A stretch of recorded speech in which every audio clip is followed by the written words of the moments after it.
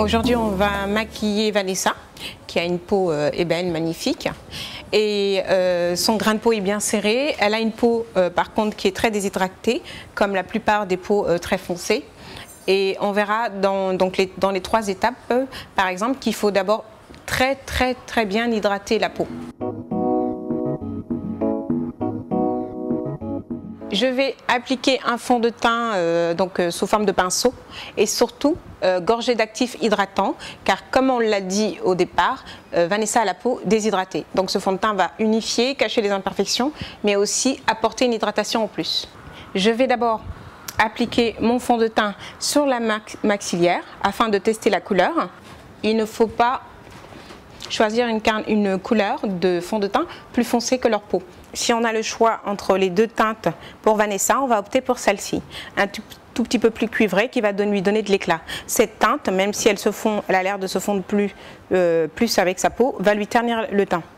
Alors la base matifiante No Shine, cette fois-ci je l'applique, comme je l'ai expliqué, après le fond de teint, puisque Vanessa a la peau déshydratée.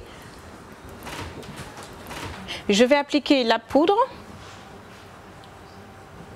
un léger voile, et cette fois-ci la couleur va être vraiment ton sur ton, puisque avec le fond de teint j'ai donné de l'éclat.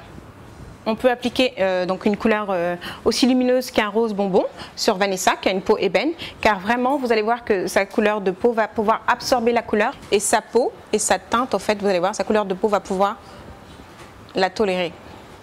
On applique le blush sur la bosse du sourire en remontant vers les tempes.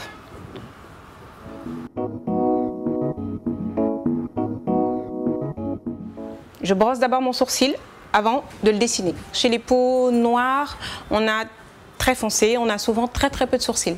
Le poil n'est pas très fourni, donc on va insister un peu plus sur le dessin du sourcil là. Sur la paupière, on ne va pas opter pour un brun qui risque de ternir son maquillage, mais plutôt pour un noir. Le noir, sur sa couleur de peau très foncée, va vraiment être naturel, mais en même temps très glamour. Ça a tendance à tomber et à faire ce qu'on appelle un effet cocard. Donc quand on aura fini, on repassera du fond de teint à cet endroit-là.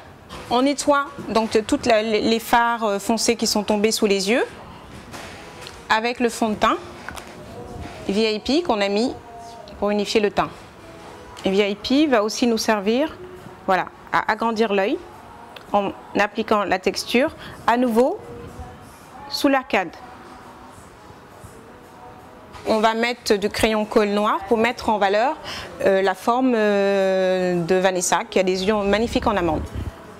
On suit la ligne au ras des cils, toujours en terminant vers le haut pour ne pas avoir une paupière tombante. Pour discipliner les cils rebelles de Vanessa, on va utiliser une cuillère et un mascara noir.